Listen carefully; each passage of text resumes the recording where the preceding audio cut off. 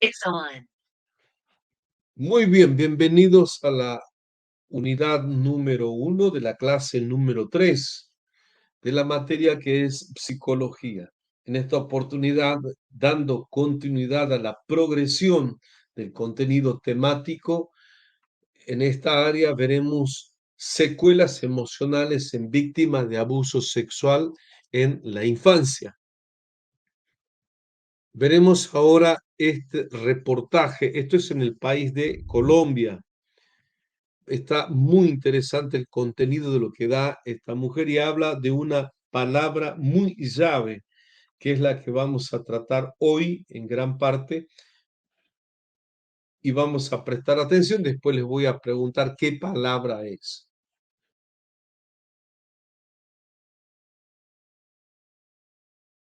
Un niño agredido sexualmente por un adulto queda marcado de por vida. Hay que trabajar mucho con él o con ella para poder asumir lo pasado y afrontar el trauma que, aunque en ocasiones ni siquiera lo sepan, ahí está. Así lo indicó la psicóloga Eliana Mendoza. Si tu hijo está cambiando de comportamiento, si ves que tu hijo se encerró, si tú ves que tu hijo empieza a cuidarse demasiado sus partes íntimas o no quiere que lo veas, que lo toques, ojo, aquí está pasando algo. Ojo, papás, aquí está sucediendo algo y hay que empezar a revisar. Nosotros tenemos que encender las alarmas no solamente en la casa, en el barrio, en el colegio. La situación social está en un estado de descomposición extrema y nosotros somos los primeros cuidadores de las emociones de nuestros hijos y nosotros somos los responsables de prevenir actos como este. La mayoría de los abusos sexuales se produce en el entorno familiar y alrededor del 15 o 20% es ejercido por personas relacionadas con los menores y que ejercen un poder. Cuando son niños que han pasado por situaciones de violación, a veces cuando es por parte de la misma familia, la familia opta por callar, opta por no decir nada porque pues supuestamente es un tema familiar y eso genera mayor situación de descontrol en el menor a la vuelta de algunos años porque no me hicieron justicia, porque mis papás no me creyeron, porque mis papás no me hicieron caso y terminaron custodiando a mi tío o a mi tía y no me pusieron atención a mí. Entonces, ojo papitos, porque esto hay que denunciarlo, esto hay que llevarlo a no solamente a la denuncia, sino también a ustedes como familia, un proceso terapéutico, un proceso de perdón, porque si yo no perdono el acto, nunca me voy a rehabilitar, nunca voy a poder superar el acto, nunca voy a poder estar inmerso en una sociedad de manera sana, de manera tranquila. Recuerden que los niños que en algún momento fueron tocados o fueron manoseados, ellos terminan desarrollando un sinnúmero de enfermedades o trastornos psiquiátricos o psicológicos producto de esa situación que nunca fue superada. Es supremamente importante que si yo tengo indicios de que mi hijo tuvo una violación o tuvo un manoseo, debo buscar ayuda terapéutica para ayudarle a mi hijo a superar este impasse. Callarme no es la solución, taparlo no es la solución, es ayudar al niño a sanar para poder prevenir a la vuelta de algunos años un proceso psiquiátrico o un proceso psicológico en su defecto. Recordó que las niñas, niños y adolescentes que han sido víctimas de violencia sexual deben recibir atención psicológica o psiquiátrica para determinar de qué forma se fortalecerán los aspectos resilientes y, en su caso, el tratamiento adecuado a su situación particular. Muy bien. La particularidad que tiene la expresión esta abuso sexual. Por eso es que estas secuelas que particularizan determinados tipos de actitud que son muy, en este aspecto, muy marcantes. Por eso que a continuación veremos un análisis sobre las consecuencias de este abuso sexual a corto y largo plazo, así como sobre el impacto inmediato de la victimización y de las repercusiones a largo plazo en la salud psíquica, en la salud mental de quien infelizmente tuvo este tipo de abuso sexual. Se revisan asimismo las situaciones de alto riesgo y los factores protectores que pueden amortiguar el impacto del abuso sexual. Se comentan las implicaciones de este estudio por la investigación clínica y la práctica la práctica en sí forense. Por eso es que el acto sexual, el abuso sexual debe ser bien definido. ¿Qué es? ¿Qué es el abuso sexual? ¿Cuáles son sus grados? ¿Cuáles son propiamente dicha, la graduación de este acto? Esta foto habla de por sí, el niño a la izquierda, en la posición que se encuentra. Es tratar de buscar una ausencia en la presencia del dolor. Es tratar de encontrar un determinado escape que le haga olvidar ese hecho acontecido, tal vez dentro de su niñez, en la adolescencia, o tal vez cuando fue mayor de edad. No nos olvidemos que el abuso sexual no llevado a cabo es también la opresión o el oprimir, de estar como oprimido, victimizado, de que en base a una relación con el sexo opuesto puede ser de trabajo, que es mucho más angustiante del hecho de ser agredido y ser inducido sexualmente hablando por medio de las miradas. El abuso sexual de menores, en el caso que estamos dentro de este inicio, se refiere a cualquier conducta sexual mantenida entre un adulto y un menor, más que la diferencia de edad. El factor sin duda fundamental que distorsiona toda posibilidad de relación libremente consentida.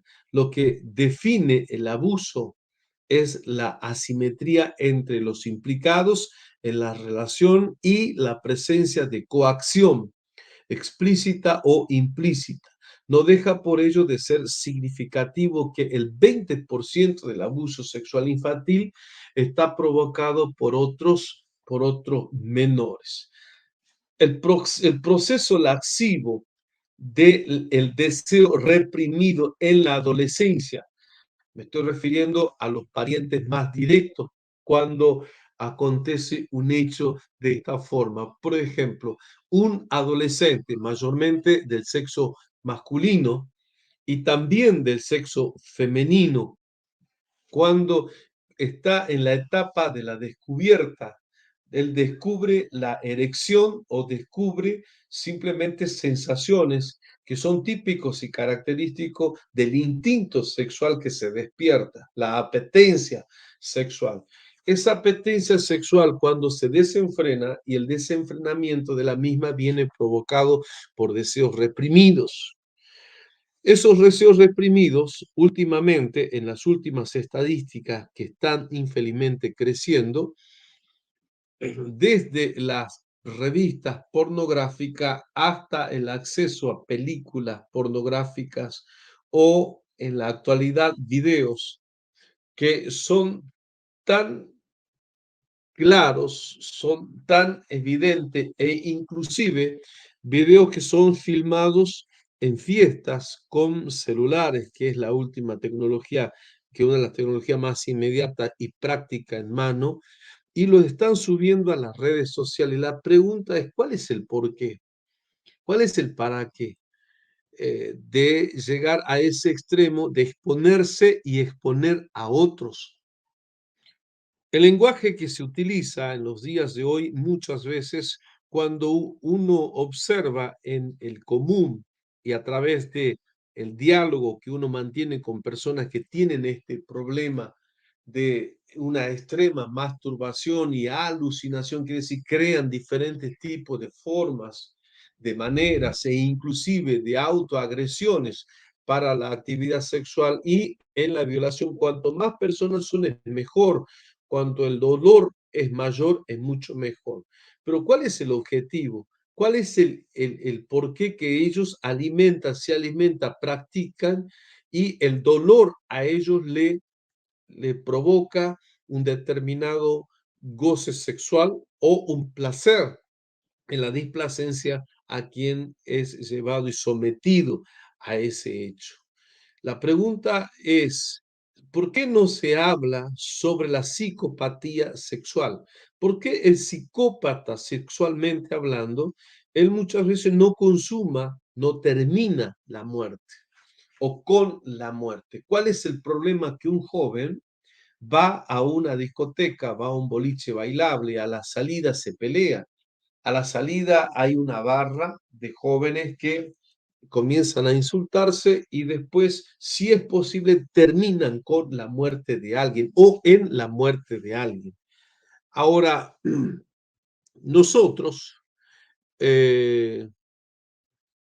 podemos de diferentes formas, de diferentes maneras, podemos equilibrar esta pregunta en una sola respuesta.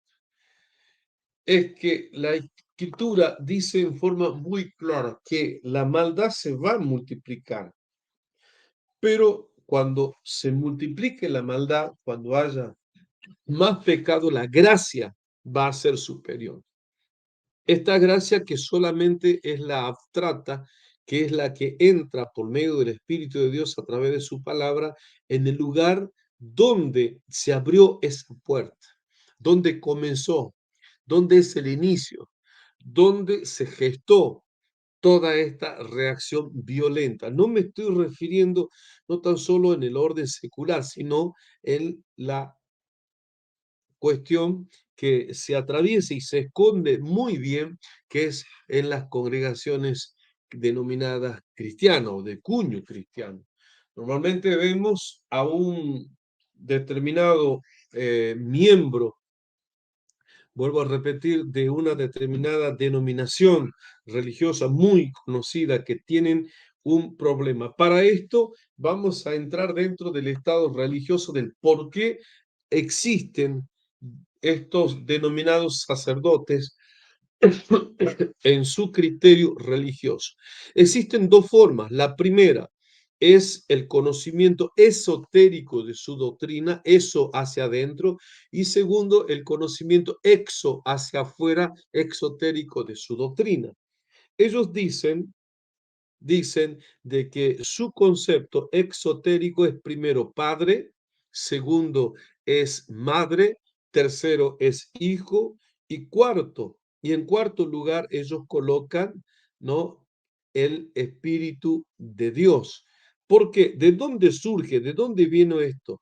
La cuestión, eso hacia adentro, interna, la raíz con la cual es el alma, es el espíritu, eso está en Babilonia.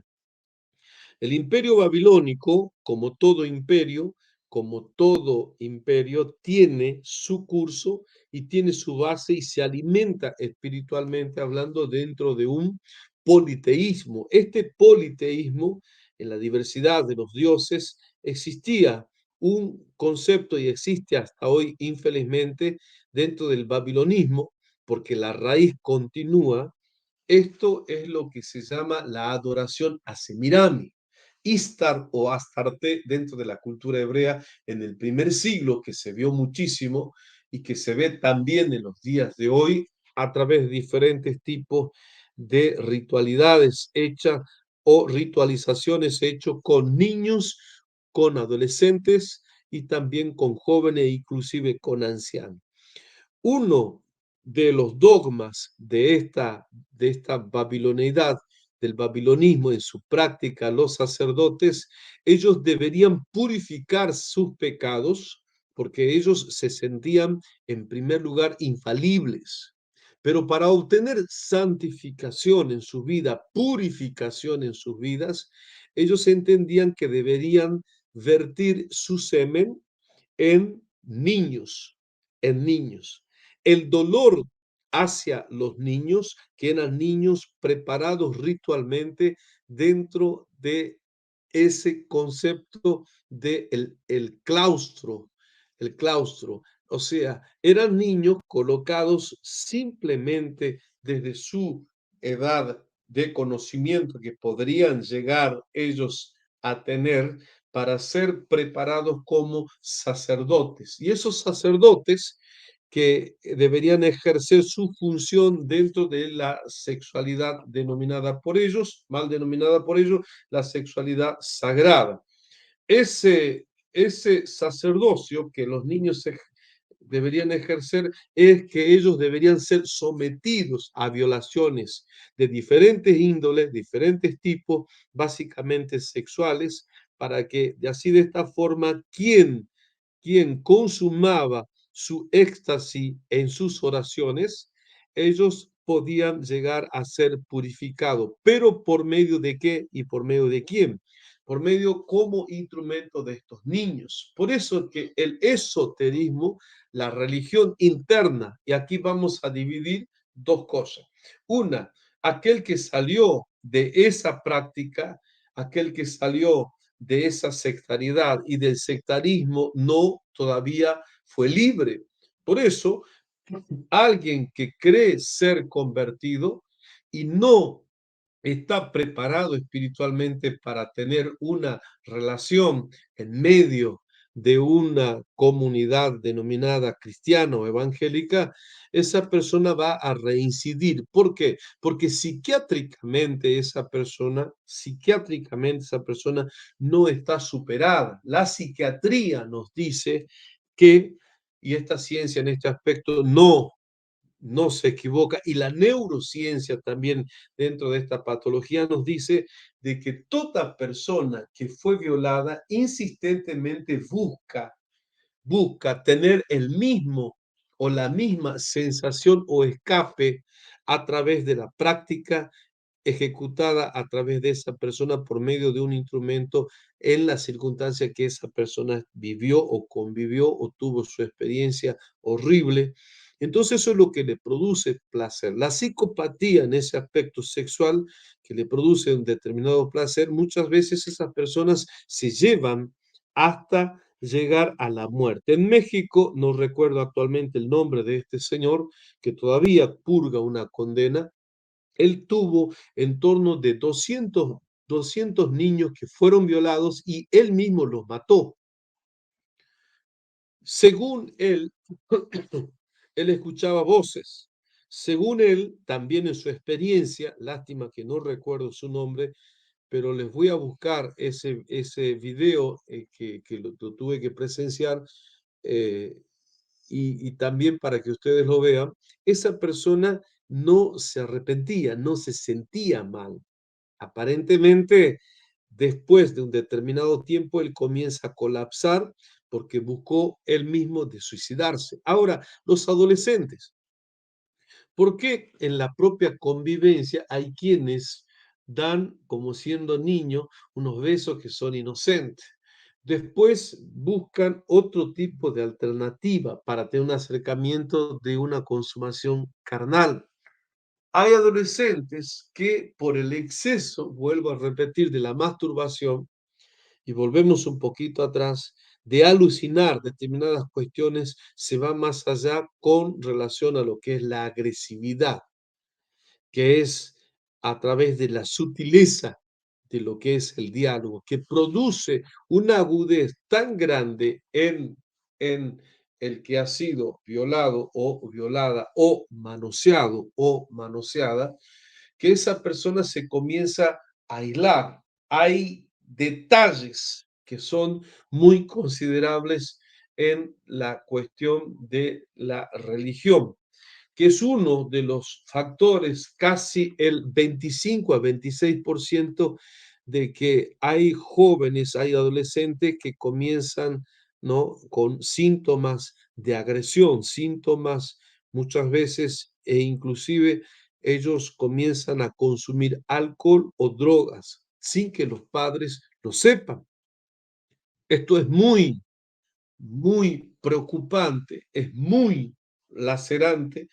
Es muy prioritario que abramos los ojos en este aspecto para que así podamos tener herramientas suficientes como para poder encarar esta problemática que ha sido infelizmente muy dejada de lado. Ahora, de un 100% de los que vienen a las congregaciones de esa vida, o vienen, ¿no?, con algún tipo de esa característica, usted va a notar una determinada agresión.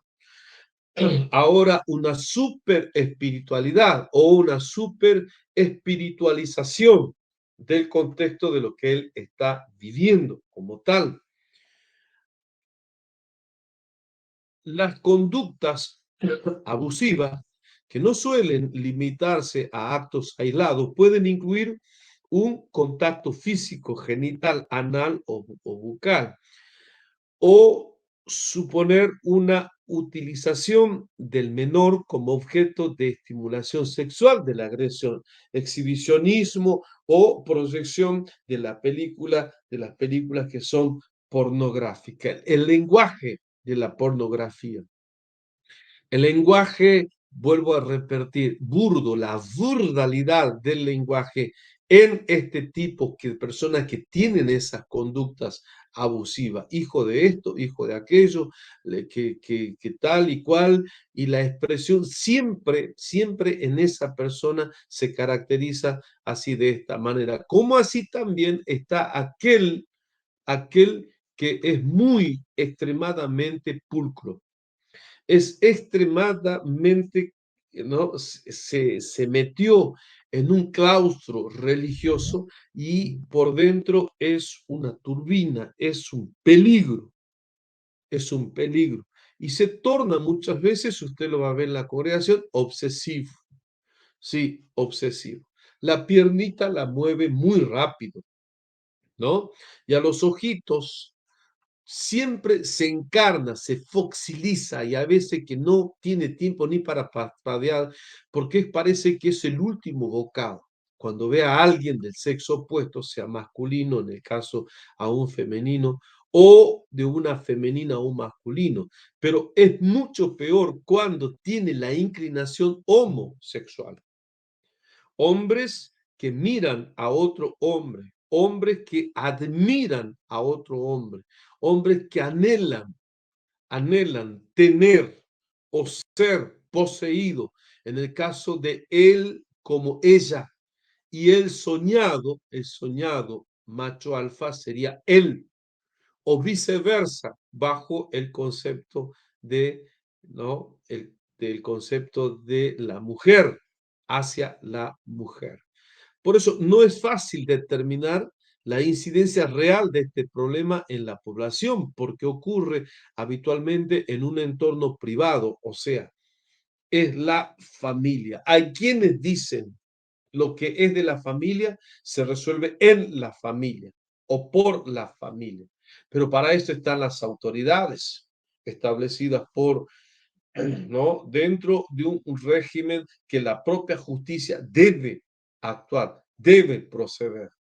Y los menores pueden sentirse impotentes para revelar el abuso. Según la primera encuesta nacional en los Estados Unidos, llevado a cabo en adultos sobre la historia de abuso sexual, un 27% de las mujeres y un 16% de los hombres conocían retrospectivamente haber sido víctimas de abusos sexuales en la infancia. La tasa de prevalencia de abuso sexual grave, propiamente dicho, con implicaciones clínicas. Aquí está la clínica. Para los menores afectados es considerablemente menor, en torno del 4 al 8% de la población. Ahora, cuál es el por qué que hay hombres que son agresivos, pero no en el aspecto sexual, pero sí que recibieron agresividad sexual, no de otro hombre, pero sí de una mujer, de una tía, de una prima mayor? Porque han ocurrido y ocurre, infelizmente van a seguir ocurriendo, abusos sexuales de mujeres mayores, mayores que ellos o ellas, en este caso ellas, anhelan, planifican, ellas están siempre propensas, ¿no? Predeterminadas y con ánimo pronto de llevar a cabo esta agresión. Muchas veces estos hombres son las consecuencias que tienen en su disturbio emocional las eyaculaciones precoces, apatía sexual. Aparte de esa apatía sexual, tiene un concepto de una sacerdotía suprema, de un sacerdocio supremo que él debe cumplir. Siempre es la víctima, siempre es la persona no tan solo víctima, sino también negativa. No, pero ¿cómo puede ser? Esto no es así. Y es muy inhibido. No tiene, no tiene la flexibilización como para poder acercarse y mantener una determinada intimidad expuesta, clara. ¿En qué sentido? En la amistad, ¿no? Él siempre solo, siempre sola, siempre él tiene ese miedo, ese atroz miedo. Y muchas veces se siente y se percibe y se ve el síntoma dentro de la tartamudez. ¿Por qué? Porque sexualmente el sexo femenino le representa una laceración, un mal recuerdo. Muchas veces por ahí también viene la consecuencia a la homosexualidad. Esa homosexualización, la acción del homo es muy marcante.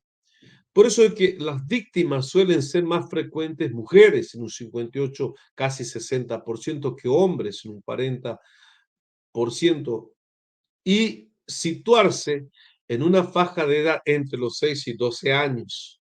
Si bien con una mayor proximidad a la pubertad hay un mayor número de niñas en el abuso intrafamiliar, que es el incesto. Aquí es mucho más peor. ¿Por qué? Porque es papá. Es mucho más peor porque es mamá. Me tocó casos dentro de mi formación como profesional en el área de tratar de niñas de 12, 13 años, 9 años, que sus madres las violaron, sus madres, y también sus abuelas la violaron, genitalmente hablando, con toques, masturbaciones y cosas tan horrendas de que esas niñas, e inclusive me tocó tratar personas mayores con una abstinencia sexual muy considerable, problemas en la casa, problemas con los hijos, problemas principalmente con el marido. Cuando llegó la hora de, ella siempre tuvo una ausencia por no saber de qué forma librarse de esa,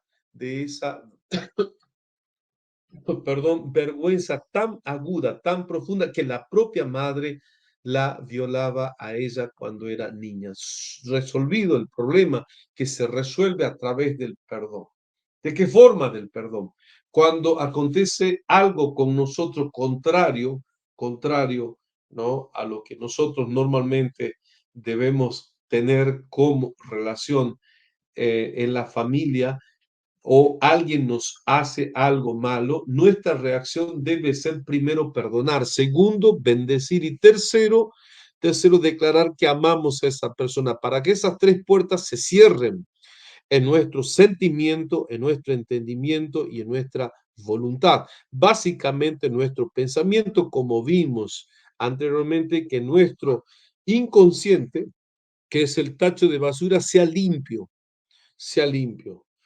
No es cómo ni qué es lo que nos hacen, sino cómo reaccionamos delante de lo que nos hicieron o delante de lo que nos hacen. Ahora, existe también una frustración dentro de eso que es muy dura, que pocos hablan, que es la frustración de haber perdido la virginidad en un estado circunstancial no deseado, no por violación, sino simplemente que esa mujer o esa joven o esa adolescente o tal vez mayor, más de 20, de 22 años, de 25 años, que salió de su estado virginal sin tener ningún tipo de placer, pero por el hecho de tener su primer relación sexual, y esa persona a sí mismo, como poco se habla en esta área, que es la autoviolación. Después se casan. Después, cuando en el casamiento, ¿no? Las cuestiones van mal y no sabemos por qué, y por la falta muchas veces de preparación de quien lidera una congregación, de un obrero, de quien está al trabajo, al servicio, no entiende por qué esa persona es tan agresiva, tan idiota, tan estúpida, tan así severa en ser humillante hacia los demás o degradante. Entonces hay frustraciones en este caso que hay que prestar muchísima atención. Ahora usted me dirá, sí, pero para usted es un poco fácil. De ninguna manera. 100% el conocimiento que podamos tener en relación a esta ciencia que nos ayuda es muy bienvenido, sí, pero el 99% dependemos de un don. Este don se llama discernimiento de espíritu, para saber qué espíritu opera en la opresión de esa persona. ¿Cuál es el espíritu que no la posee, pero sí la oprime, la induce, la conduce, le alimenta? Eso que tiene en el inconsciente porque las puertas todavía están abiertas y esa persona no quiere ser así. Ella quiere cambiar. Entonces, cuando el Espíritu de Dios a nosotros nos concede a través de ese don, que es el discernir espiritualmente hablando, y ahí hay otro don que se llama el don de sabiduría. Corintios capítulo 12 nos dice que el mismo Espíritu de Dios opera a través de ese don que es el don de sabiduría, no de conocer todas las ciencias que hay, ¿no? De los diferentes tipos de ciencias que existen, o de conocer la escritura de Génesis al Apocalipsis, hasta inclusive memorizarla. No, no, no, no. No son los datos que podemos tener, las informaciones, pero sí es saber cómo resolver ese problema. Pero para saber cómo resolver ese problema, el don de sabiduría nos conduce directamente a dónde?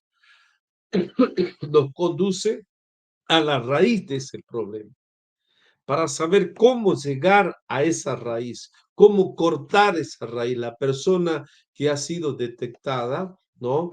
Bueno, tu problema es este. Y eso lo hace el Espíritu de Dios, no lo hace un psiquiatra, no lo hace un psicólogo, no lo hace un neurocientífico. No, no, no. Eso lo hace el Espíritu de Dios inspirado en nosotros para poder llegar a la profundidad de la necesidad que esa persona tiene. Por eso que cuando alguien habla de estos problemas, de estas cuestiones con nosotros, debemos guardar eso en el más absoluto silencio, a no ser que esa persona testifique. Como me tocó muchas veces atender estos casos y esas personas decir, no, yo voy a testificar y voy a decir qué pasó, cómo pasó, cuándo pasó. Y de ahí en más, al tornarse público, es evidente que las cosas cambian. Pero 100% nosotros, y me estoy refiriendo en el área ahora espiritual, necesitamos imperiosamente, ¿no? Ser primero llenos del Espíritu Santo, para que nuestra cerviz sea administrada por Él, para ser conducido a la base, a la raíz de este problema o de los problemas. No tan solo de este o de estos problemas dentro de esta índole que estamos tocando, sino en la diversidad de esos problemas. Por eso que esos dones, el don de conocimiento y el don de sabiduría, perdón, el don de sabiduría y discernimiento de espíritu, debe un predicador, debe un obrero, sea pastor, anciano, diácono, evangelista, lo que sea, debemos tener la inspiración cuando estamos predicando en base a estos dos dones espirituales que nos van conduciendo sistemáticamente dentro del contexto del mensaje que estamos hablando. He trabajado mucho en los denominados congresos de jóvenes, donde hemos visto la gloria del Eterno y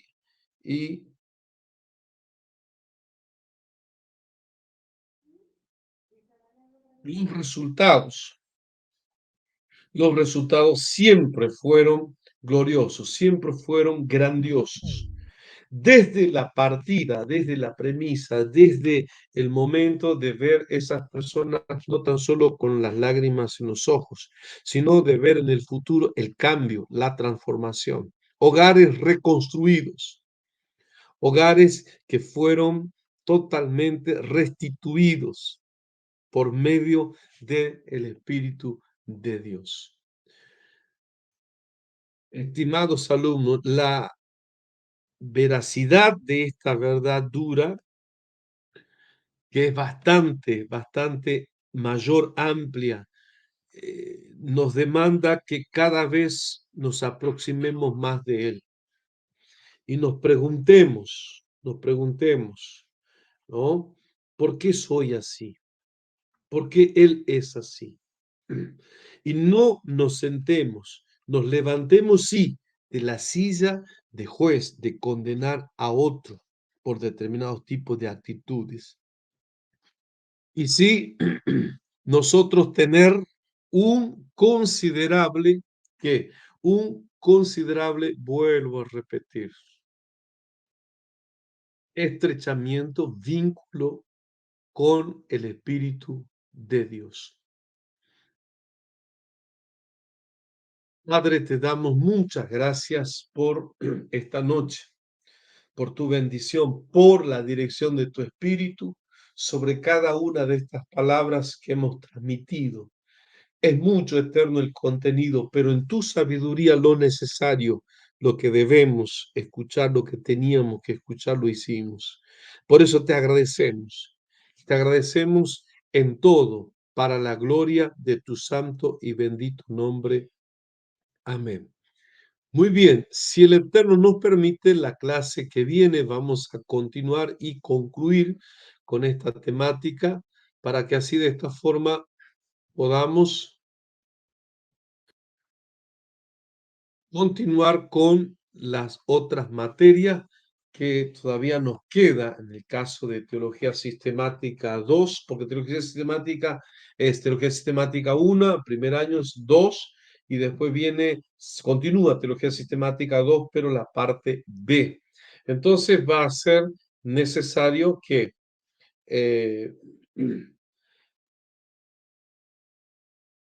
la explicación dentro del contenido que le vamos a ir ampliando. Están llegando muchísimas preguntas. Yo a las 10:10 tengo un reportaje que me van a hacer de otro país, de otro lugar, así que necesariamente voy a tener que ya cortar. Un abrazo para todos, una bendición grande, ¿no? Para ustedes y los espero la próxima, clase, el día 14. No se olviden de hacer el depósito de la cuota de este mes, que nos ayuda muchísimo. El martes que viene, el día 14 de junio, va a ser mi cumpleaños, ¿no? Y si es posible, si ustedes me permiten, ¿no? ¿Quién soy yo para pedirle algo? Pero que tengan misericordia y ese día no les voy a dar clases, sino que les voy a dar clases ese día miércoles, un día después. ¿Puede ser? Que me gustaría muchísimo pasar ese cumpleaños allá en Salta, entonces voy a ver la posibilidad. Entonces quedamos para el día miércoles que va a ser, ya les digo en la fecha, el día 15, el día miércoles. Un abrazo para todos, bendiciones. Profe, bendiciones. Bendiciones. Bendiciones, profe.